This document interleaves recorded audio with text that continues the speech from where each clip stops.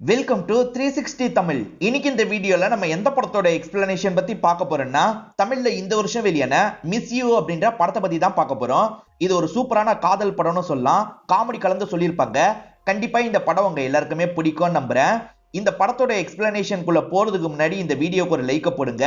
அது மூலியமா இந்த வீடியோ இன்னும் நிறைய பேர்கிட்ட கொண்டு போய் சேர்க்கப்படும்.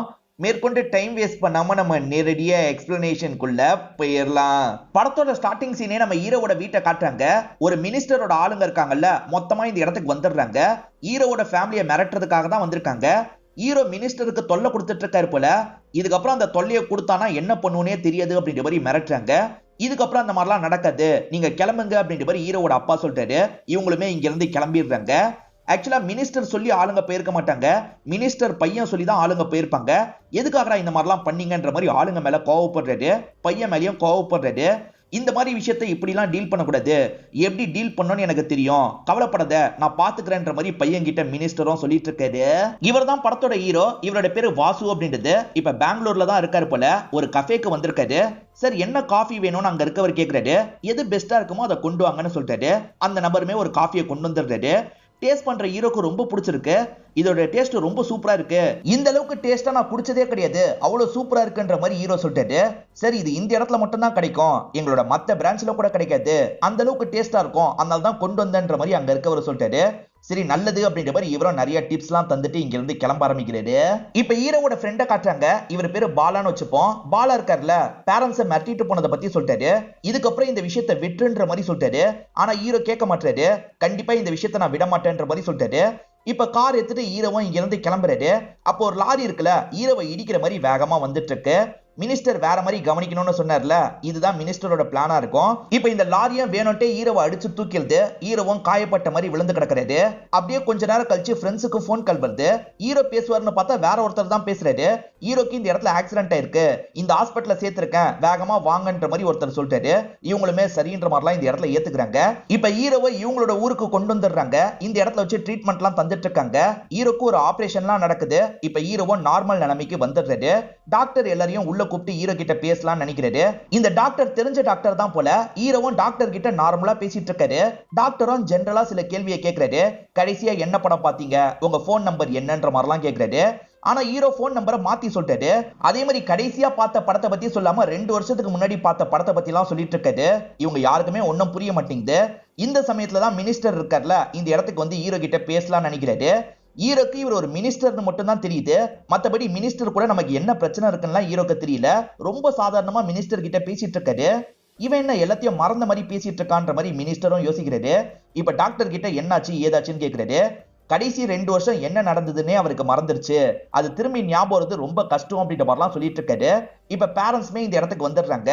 என் பையன் இதுக்கப்புறம் உங்க பிரச்சனைக்கு வரமாட்டான், என் பையனை விட்டுருங்க அப்படின்ற மாதிரிலாம் கேட்கறாங்க. அவனுக்கு ஞாபகம் வரலன்னா பிரச்சனை இல்ல, ஞாபகம் வந்ததுன்னா திரும்பி பிரச்சனை அப்படின்ற மாதிரி மினிஸ்டரும் பேசிட்டு இங்க இருந்து கிளம்பிடுறாரு. ஹீரோக்கும் மினிஸ்டருக்கும் என்ன பிரச்சனைன்னு தெரியல. கொஞ்ச நாள்ல ஹீரோவும் ஹாஸ்பிட்டல்ல இருந்து வெளியே வந்துடுறாரு. ஆக்சுவலா ஃப்ரெண்ட்ஸ் இருக்காங்கல்ல, 2 வருஷத்துல நடந்ததை மறந்ததை பத்தி சொல்லியிருக்க மாட்டாங்க. நீ சின்ன சின்ன விஷயத்த மட்டும் மறந்துட்டு அப்படின்ற மாதிரி போய் சொல்லி வச்சிருக்காங்க. இவரை பொறுத்த வரைக்கும் சினிமால டைரக்டர் ஆகணும்னு ட்ரை பண்ணிட்டு இருக்காரு. அடிக்கடி ட்ரிப் மாதிரி எங்கேயாவது கிளம்பிடுவாரு. அந்த மாதிரி கிளம்புறதுக்காக தான் ரயில்வே ஸ்டேஷனுக்கு வந்திருக்காரு. அந்த இடத்துல ரொம்ப நேரமா ஒருத்தர் சோகமா உட்காந்து இருக்கிறத இவர் கவனிக்கிறாரு. இவருக்கு மனசு கேட்க மாட்டேங்குது, என்ன எதுன்னு பேசுவோன்னு யோசிக்கிறாரு. அவருக்கு காஃபி எல்லாம் வாங்கிட்டு வந்து தந்துடுறாரு. ஏன் பிரதர் சோகமா உட்காந்து இருக்கீங்க அப்படின்ற மாதிரிலாம் கேட்கிறாரு. இந்த நபரோட பேரு பாபி அப்படின்றது. பாபியும் இவரோட லவ் ஸ்டோரியை சொல்றாரு. ஒரு பொண்ணை உருகி உருகி காதலிச்சிருப்பாரு. ஆனா கடைசியா இந்த இடத்துல தான் பிரேக்கப் ஆயிருக்கும். அவன் ஞாபகம் வரும்போதெல்லாம் இந்த இடத்துக்கு வந்து ஃபீல் பண்ணுவன்ற மாதிரி சொல்லிட்டாரு. ஹீரோ இருக்கார்ல, அவங்க யாரும் சொல்லுங்க, முடிஞ்ச அளவுக்கு சேர்த்து வைக்கிறதுக்கு ட்ரை பண்றேன் அப்படின்ற மாதிரி சொல்லிட்டாரு. அதுக்கு பாபி என்ன சொல்றாருன்னா, முடிஞ்ச அளவுக்கு நான் ட்ரை பண்ணி பார்த்துட்டேன், எதுவும் செட் ஆகல அப்படின்ற மாதிரிலாம் சொல்லிட்டாரு. நீங்க முடிஞ்ச அளவுக்கு பேட்ச் அப் பண்றதுக்கு ட்ரை பண்ணிருக்கீங்க, அதை மீறியும் நடக்கலன்னா உங்களால என்ன செய்ய முடியும், அதை பத்தி யோசிச்சு என்ன ஆக போகுது, அதை விட்டு வெளியே வாங்கன்ற மாதிரிலாம் ஹீரோ பேசிட்டு இருக்காரு. ஆமால, என்னால முடிஞ்ச அளவுக்கு நான் ட்ரை பண்ணிட்டேன், திரும்பி சேர முடியல, இதை நினைச்சு நான் எதுக்காக ஃபீல் பண்ணோம் அப்படின்ற மாதிரி பாபியும் யோசிக்கிறாரு. பிரதர், என்ன நீங்க இதுல இருந்து வெளியே கொண்டு வந்துட்டீங்க, ரொம்ப நன்றின்ற மாதிரிலாம் சொல்லிட்டாரு. ஹீரோ இவர் கூட பேசினார்ல, அந்த டைம்ல ட்ரெயினை மிஸ் பண்ணிருப்பாரு. ஒன்னும் பிரச்சனை இல்ல, எந்த ஊரா இருந்தா என்ன, நான் நிம்மதியா இருக்கிறதுக்காக தான் போறேன், நான் வேற ஏதாவது ட்ரெயின் பிடிச்சு போய்க்கிறேன் அப்படின்ற மாதிரிலாம் சொல்லிட்டாரு. நீங்க எதுக்கு ட்ரெயின்ல போனோம், என் கூட கார்ல வாங்க, பெங்களூருக்கு போலான்னு சொல்லிட்டாரு. பெங்களூர்ல இருந்து சென்னை ரயில்வே ஸ்டேஷனுக்கு வந்து ஃபீல் பண்ணிட்டு இருக்கீங்களா, ரொம்ப வித்தியாசமான ஆளா இருக்கீங்கன்ற மாதிரி ஹீரோ சொல்லிட்டாரு.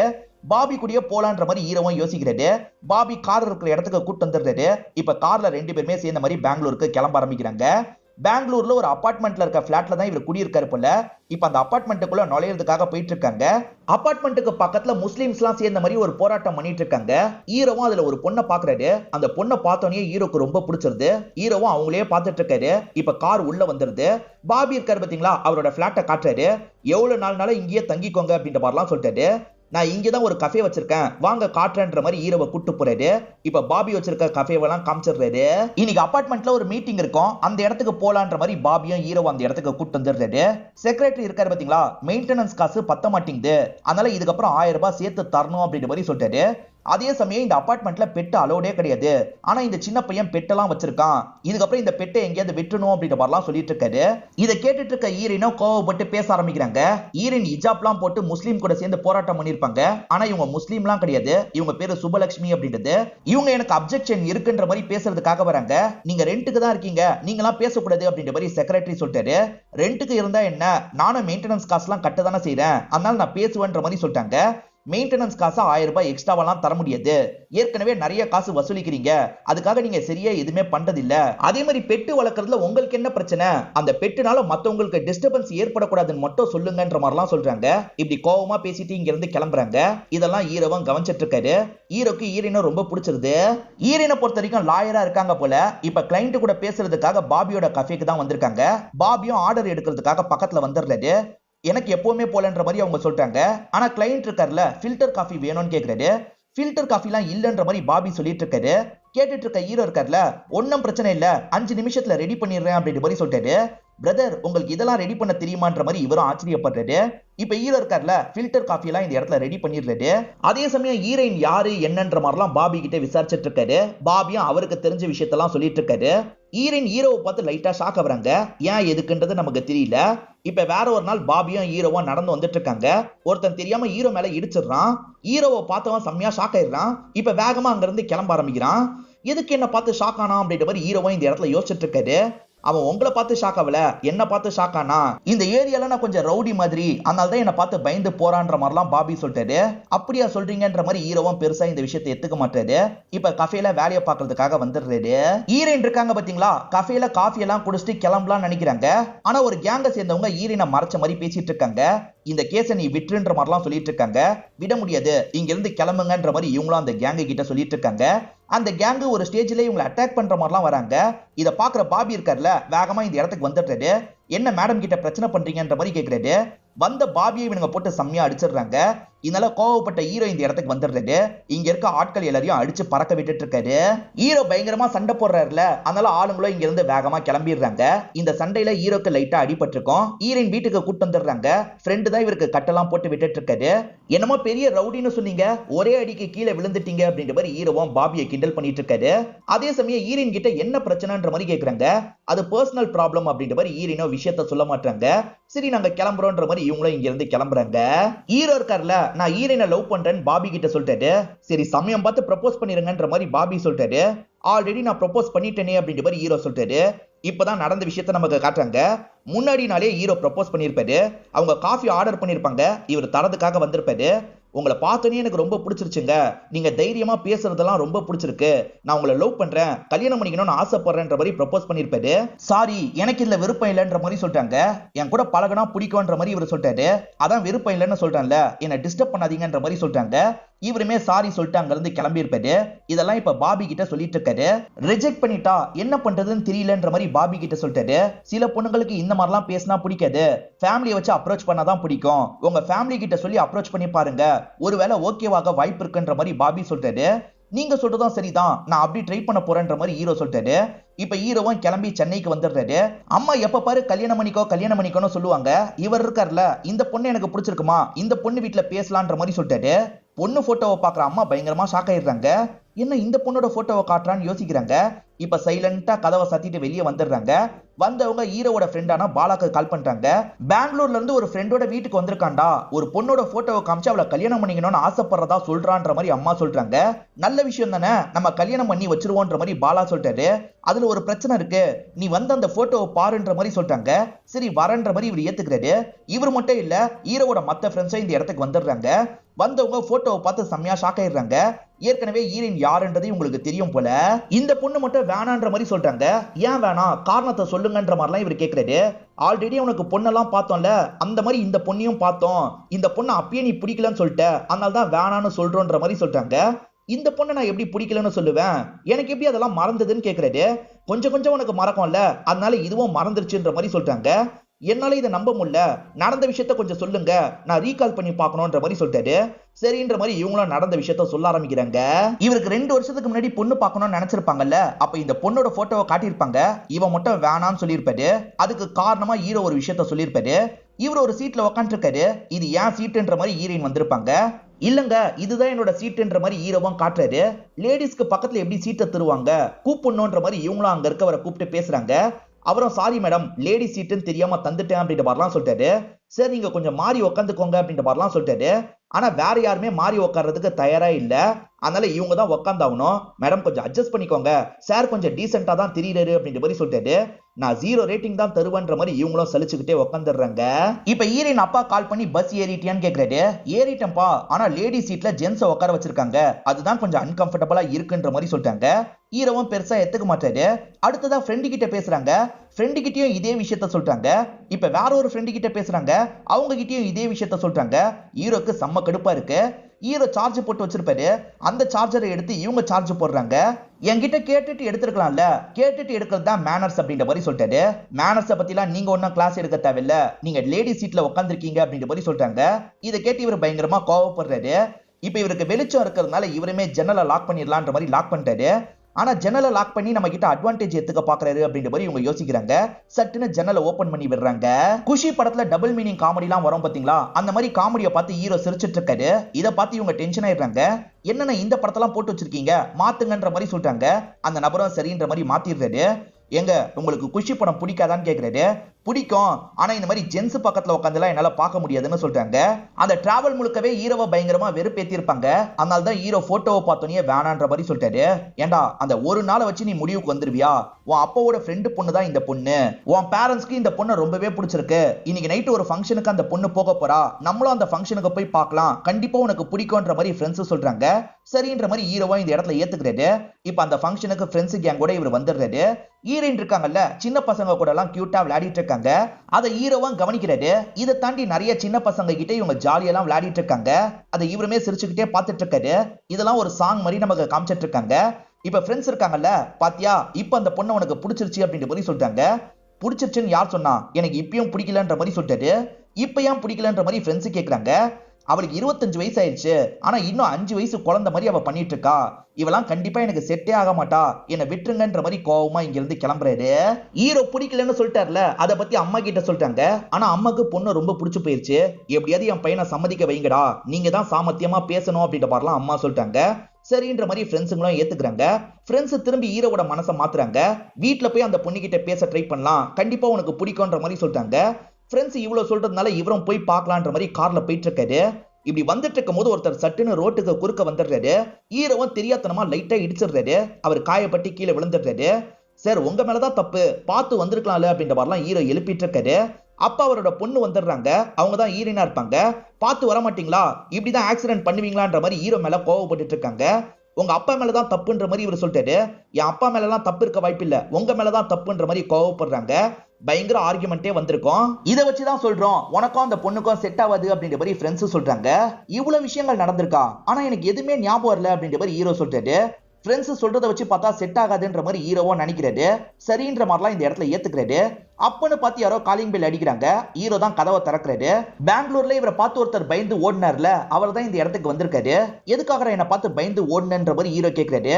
சார் நான் பயந்தெல்லாம் ஓடல, நீங்க ஆல்பம் கேட்டு ரொம்ப தொல்லை பண்ணீங்க, என்ன பதில் சொல்றதுன்னு தெரியாம தான் போனேன், இப்ப ஆல்பத்தை ரெடி பண்ணிட்டேன்னு சொல்லிட்டாரு. ஆல்பமா, என்ன ஆல்பம்னு ஹீரோ கேட்கிறாரு.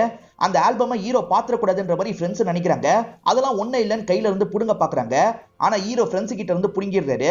ஆல்பத்தை ஓபன் பண்ணி பாக்குறாரு. ஓபன் பண்ணி பார்த்தவரு செம்மையா ஷாக் ஆயிடுறாரு. ஏன்னா ஹீரோக்கும் ஹீரோயினுக்கும் ஏற்கனவே கல்யாணம் ஆயிருக்கு. இவங்களோட கல்யாண ஆல்பமா தான் இருக்கும். எது 2 பேருக்கும் ஏற்கனவே கல்யாணம் ஆயிடுச்சு அப்படின்ற மாதிரி இவர் பயங்கரமா ஷாக் ஆயிட்டு இருக்காரு. இங்கதான் படத்தோட இன்ட்ரோல போடுறாங்க.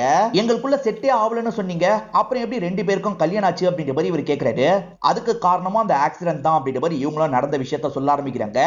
ஆக்சுவலா அப்பாக்கு ஆக்சிடென்ட் ஆச்சுல்ல, தலையில என்னதான் காயம்ன்ற மாதிரி ஹீரோவோட அப்பா கூட சேர்ந்து பாக்குறதுக்காக வந்திருப்பாரு. இவங்க ஃப்ரெண்டு டாக்டர் கிட்ட தான் பாக்குறதுக்காக வந்திருப்பாரு. இந்த ஆக்சிடென்ட்னால உங்களுக்கு எந்த பாதிப்பும் இல்ல, ஆனா உங்களுக்கு பிரெயின் டியூமர் இருக்கு. இந்த ஆக்சிடென்ட் மூலியமா தான் அதை கண்டுபிடிச்சிருக்கோம். சீக்கிரமா அதை கிளியர் பண்ணி ஆகணும். இந்த ஆபரேஷன்ல கொஞ்சம் ரிஸ்க்கும் இருக்கு. உங்க உயிரே கூட போலான்ற மாதிரி சொல்றாரு. இதை கேட்கிற ஈரின் அப்பா ரொம்ப உடஞ்சு போயிருந்தாரு. இன்னும் பொண்ணுக்கு கல்யாணம் எல்லாம் பண்ணல, கல்யாணம் பண்றதுக்கு முன்னாடி எனக்கு ஏதாவது ஆயிடுமான்னு பயமா இருக்குன்ற மாதிரிலாம் ஹீரோவோட அப்பா கிட்ட சொல்லிட்டு இருக்காரு. ஹீரோவோட அப்பாக்கு மனசு கேட்க மாட்டேங்குது. கவலைப்படாத, சீக்கிரமா உன்னோட பொண்ணுக்கு கல்யாணம் பண்ணிடலாம் அப்படின்ற மாதிரிலாம் சொல்லிட்டாரு. அதாவது ஹீரோக்கு கல்யாணம் பண்ணி வச்சிடலான்ற மாதிரிலாம் யோசிக்கிறாரு. இத பத்தி ஹீரோ கிட்ட சொல்லிட்டாரு. புரிஞ்சுக்கோடா, ரொம்ப நல்ல பொண்ணு, கண்டிப்பா உன்னோட கல்யாண வாழ்க்கை நல்லாதான் இருக்கும். அப்பா அம்மா சொன்னா கேப்பல்ல, எங்களுக்காக பண்ணிக்கோன்ற மாதிரிலாம் ஹீரோ கிட்ட சொல்றாரு. ஹீரோவும் கடைசியில சரின்ற மாதிரிலாம் இந்த இடத்துல ஏத்துக்கிறாரு. பெருசா விருப்பமே இல்லாம தான் ஹீரோ கல்யாணம் பண்ணிருப்பாரு. கல்யாணத்துல இருந்து இவங்களுக்குள்ள பிரச்சனை வந்துகிட்டே இருக்கும். ஆக்சுவலா அவங்க காலையில பாட்டு கிளாஸ் எல்லாம் சொல்லி தருவாங்க. அது ஹீரோக்கு ரொம்ப டிஸ்டர்பன்ஸா இருக்கும். ஹீரோ படிக்கிறதுக்காக புக் எல்லாம் வச்சிருப்பாரு. அதை சாமி இடமா இவங்க மாத்திடுவாங்க. சின்ன சின்ன விஷயங்களுக்கெல்லாம் கூட இவங்களுக்குள்ள சண்டை ஏற்படும்.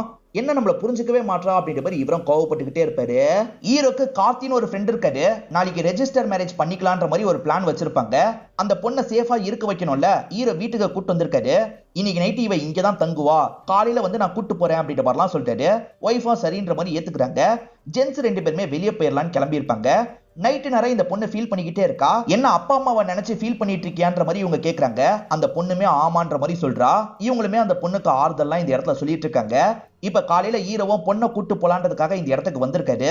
பார்த்தா பொண்ணு வீட்டுல இல்லன்ற மாதிரி ஹீரோயின் சொல்றாங்க. அவ அப்பா கூடயே கிளம்பி போயிட்டா அப்படின்ற மாதிரியும் சொல்றாங்க. இது கிளம்பி போயிட்டாளா, எப்படி இது நடந்தது அப்படின்ற மாதிரி இவர் ஆச்சரியமா கேக்குறாரு. இவங்களுமே நடந்த விஷயத்தை இந்த இடத்துல சொல்ல ஆரம்பிக்கிறாங்க. இவங்க ஆறுதலுக்காக பேசினாங்கல்ல, உன் அப்பா அம்மாவை பத்தி யோசிச்சு பாரு அப்படின்ற மாதிரிலாம் பேசியிருப்பாங்க. அந்த பொண்ணோட மனசே மாறி இருக்கும். அதனால தான் அந்த பொண்ணு அங்க இருந்து கிளம்பி போயிருக்கா. நீ எதுக்காக இப்படி பண்ணன்ற மாதிரி ஹீரோவா இந்த இடத்துல கோவப்படுறாரு. அந்த பொண்ணோட அப்பாக்கு கேஸ்ட் மட்டும் தான் பிரச்சனை, அதனால தான் நாங்க 2 பேர் ஓடி போய் கல்யாணம் பண்ணிக்கலாம் நினைச்சோம், ஏங்க இப்படி பண்ணீங்கன்ற மாதிரிலாம் அந்த கார்த்தியும் கோவப்பட்டு இருக்காரு. அதே சமயம் ஹீரோ மேல கோச்சுக்கிட்டு கார்த்தி இங்க இருந்து கிளம்புறாரு. நீ எதுக்காக இப்படி பண்ணன்னு ஒய்ஃபு கிட்ட ஹீரோ கோவப்படுறாரு. நான் என்ன தப்பு பண்ணேன், நான் எந்த தப்பும் பண்ணலன்னு சொல்றாங்க. ஒரு ஸ்டேஜ்ல கோவப்பட்டு அடிக்கிறதுக்காக வர்றாரு.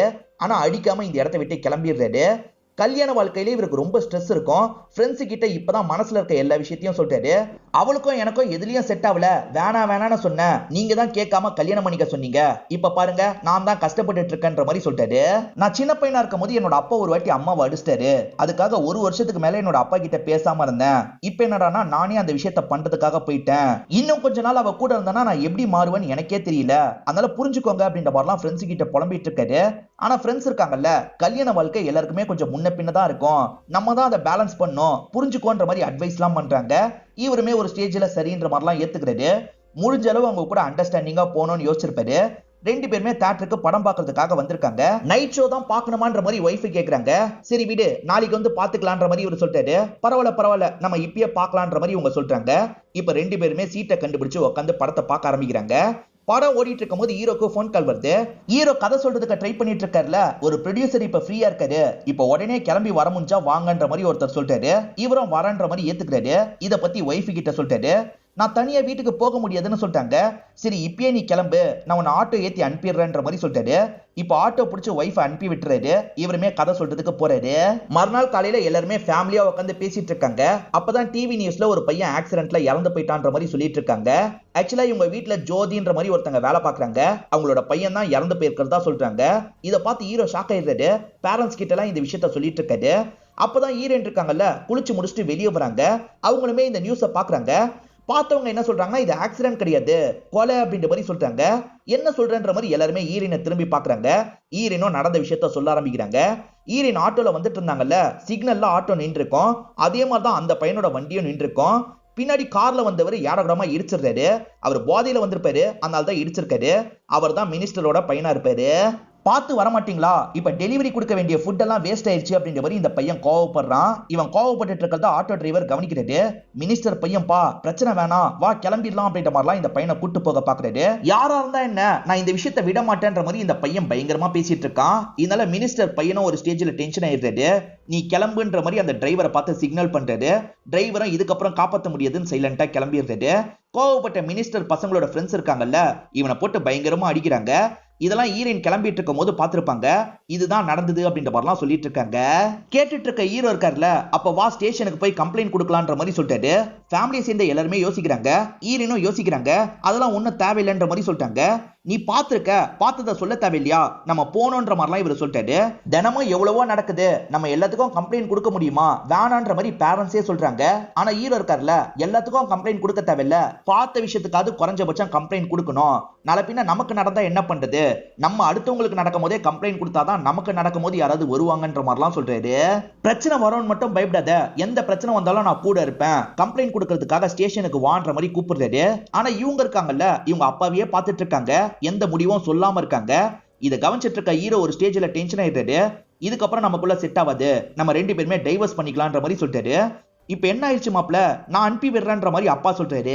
நான் இந்த ஒரு விஷயத்தை வச்சு மட்டும் இந்த முடிவு எடுக்கல, ரொம்ப நாளாவே எங்களுக்குள்ள செட் ஆகாம தான் போயிட்டு இருந்தது, அதனால தான் அப்படின்ற மாதிரி ஹீரோ சொல்லிட்டாரு. ஆக்சுவலா நீங்க சாகிறதுக்கு வாய்ப்பு இருக்குன்ற மாதிரி என்னோட அப்பா சொன்னாரு, அதனால தான் வேற வழி இல்லாம இந்த கல்யாணத்துக்கு நான் ஏத்துக்கிட்டேன், மத்தபடி ஸ்டார்டிங்ல இருந்தே உங்க பொண்ணை எனக்கு பிடிக்கலன்ற மாதிரிலாம் சொல்றாரு. ஹீரோவோட பேரண்ட்ஸும் பேசி ப்ராப்ளத்தை சால்வ் பண்ணிடலாம்னு நினைக்கிறாங்க. ஆனா ஹீரோயின் அப்பா இருக்காருல, இதுக்கப்புறம் இவங்க ரெண்டு பேர் சேர்றது கரெக்டா இருக்காது, இவங்க ரெண்டு பேர் பிரியறது தான் கரெக்ட், இதை முன்னாடியே நீங்க என்கிட்ட சொல்லிருக்கணும் மாப்ள அப்படின்ற மாதிரிலாம் சொல்றாரு. வாமா நம்ம கிளம்பலாம் அப்படின்ற மாதிரி பொண்ணை கூப்பிட்டு இங்க இருந்து கிளம்பிடுறாரு. இதெல்லாம் எதுக்காக என்கிட்ட மறைச்சிங்கன்ற மாதிரி ஹீரோ கேட்கிறாரு. ஃப்ரெண்ட்ஸா நடந்த விஷயத்த சொல்றாங்க. அடிபட்டதுக்கு அப்புறம் டாக்டர் சில கேள்வி எல்லாம் கேட்டாரு பாத்தீங்களா, கல்யாணம் ஆயிடுச்சான்னு கேட்டிருப்பாரு. என்ன டாக்டர் விளையாடுறீங்களா, எனக்கு கல்யாணம் ஆகலன்ற மாதிரி இவர் சொல்லியிருப்பாரு. இப்ப பேரண்ட்ஸும் ஃப்ரெண்ட்ஸும் என்ன பண்றதுன்னு யோசிக்கிறாங்க. கல்யாணத்துக்கு அப்புறம் ஹீரோ ரொம்ப கஷ்டப்பட்டு இருப்பாரு, அந்த கஷ்டத்தெல்லாம் திரும்பி ஞாபகப்படுத்த வேணான்ற மாதிரி இவங்க யோசிச்சிருப்பாங்க. டாக்டர் கிட்ட அதுவா ஞாபகம் வர வாய்ப்பு இருக்கான்ற மாதிரி கேட்டிருப்பாங்க. அதுவா ஞாபகம் வர வாய்ப்பு ரொம்ப கம்மி தான், சில ரேர் கேஸ்ல நடக்கவும் வாய்ப்பு இருக்கு, கொஞ்சம் கொஞ்சம் மட்டும்தான் உனக்கு மறந்துருக்குன்ற மாதிரி எப்படியாவது சமாளிக்கணும்னா சமாளிச்சுக்கோங்கன்ற மாதிரி சொல்லியிருப்பாரு. சோ ஹீரோவை திரும்பி அந்த விஷயத்தெல்லாம் சொல்லி கஷ்டப்படுத்த வேணாம்னு நினைச்சிருப்பாங்க, அதனால தான் இந்த விஷயத்த மொத்தமா மறைச்சிருப்பாங்க. இவர் மறைச்சதுக்காக ஃப்ரெண்ட்ஸ் மேல லைட்டா கோவப்படுறாரு. பாபி நம்ம திரும்பி பெங்களூருக்கு போலான்ற மாதிரி பாபியை கூப்பிட்டு இங்க இருந்து கிளம்பிடுறாரு. இவங்க அபார்ட்மெண்ட்ல ஒரு ஃபங்க்ஷன் நடக்குது. ஹீரோயின் இருக்காங்கல்ல, அந்த இடத்துல பாட்டு எல்லாம் பாடிட்டு இருக்காங்க. இவ கூட எப்படி நமக்கு சண்டை ஏற்பட்டது அப்படின்ற மாதிரி இவர் பயங்கரமா யோசிக்கிறாரு. ஹீரோ திரும்பி இவங்க கூட சேரணும்னு ஆசைப்படுறாரு. பாபி கிட்ட ஏதாவது ஐடியா இருந்தா சொல்லுங்கன்ற மாதிரிலாம் கேக்குறாரு. பாபி இருக்காருல, மனசுல இருக்க எல்லாத்தையும் அவங்க கிட்ட திரும்பி பேசிருங்க, ஒருவேளை அவங்க மன்னிச்சு ஏத்துக்க கூட வாய்ப்பு இருக்குன்ற மாதிரி சொல்லியிருப்பாரு. இதனால ஹீரோவை இவங்களை பார்த்து பேசுறதுக்காக வீட்டுக்கு வந்துடுறாரு. என்னோட ஃப்ரெண்ட்ஸ் சொல்லி தான் எனக்கு எல்லாமே தெரிஞ்சது அப்படின்ற மாதிரி சொல்றாரு. நம்ம திரும்பி சேர்ந்தா என்னன்ற மாதிரி கேக்குறாரு. ஆனா ஹீரோயின் ஏத்துக்க மாட்டாங்க. எல்லாம் உங்க ஃப்ரெண்ட்ஸ் சொல்லி நீங்க கேட்க மட்டும் தான் செஞ்சிருக்கீங்க, ஆனா அது எல்லாத்தையும் நான் எக்ஸ்பீரியன்ஸ் பண்ணிருக்கேன், நீங்க அந்த சிச்சுவேஷன்ல இருந்தா திரும்பி என்ன முடிவு எடுப்பீங்கன்னு சொல்ல முடியாது, திரும்பி நம்ம சேர்றது சரிப்பட்டு வராது, என்ன டிஸ்டர்ப் பண்ணாம விடுங்கன்ற மாதிரி சொல்றாங்க. இவரும் சோகமா அங்க இருந்து கிளம்பிடுறாரு. இதெல்லாம் பாபி கிட்ட சொல்லி பயங்கரமா ஃபீல் பண்றாரு. இந்த இடத்துல ஒரு ஃபீலிங்கான சாங் வர மாதிரி நமக்கு காட்டுறாங்க. இப்ப காலையில சமயம் ஹீரோ இருக்காருல, திரும்பி சென்னைக்கு கிளம்புறதுக்காக ரெடி ஆயிட்டு இருக்காரு. என்ன பிரதர் அதுக்குள்ள கிளம்பிட்டீங்க, இருந்து மனசை மாத்துறதுக்கு ட்ரை பண்ணலாம்ல அப்படின்ற மாதிரி கேக்குறாரு. அவ சொல்றதுலயும் ஒரு லாஜிக் இருக்கு, நான் எல்லாத்தையும் கேட்க மட்டும் செஞ்சிருக்கேன், அவ எக்ஸ்பீரியன்ஸ் பண்ணிருக்கா, அதனால செட் ஆகாது, நான் கிளம்புறேன்ற மாதிரி சொல்லிட்டாரு. பாபியும் சரின்ற மாதிரிலாம் ஏத்துக்கிறாரு. இவர் கிளம்பலான்னு போகும்போது ஒருத்தங்க அந்த இடத்துக்கு வந்துடுறாங்க. ஈரினோட ஃப்ரெண்டுன்ற மாதிரி சொல்லிட்டாங்க. உங்ககிட்ட வேற சில விஷயங்களை சொல்லணும் அப்படின்ற மாதிரி சொல்லிட்டாங்க. என்ன விஷயம்ன்ற மாதிரி இவர் கேட்கிறாரு. இப்ப இவங்க சொல்றதை நமக்கு விஷுவலா காட்ட ஆரம்பிக்கிறாங்க. ஈரின் நான் கம்ப்ளைண்ட்லாம் கொடுக்க மாட்டேன்னு சொல்லியிருப்பாங்க, நம்மளே கம்ப்ளைண்ட் கொடுக்கலான்ற மாதிரி இவர் யோசிச்சிருப்பாரு. அந்த பையனோட பாடியை ஒரு டாக்டர் மூலியமா பார்த்திருப்பாரு. அவங்க எல்லாரையும் கரெக்ட் பண்ணி தான் அதை ஆக்சிடென்ட்ன்ற மாதிரி கொண்டு வந்திருப்பாங்க.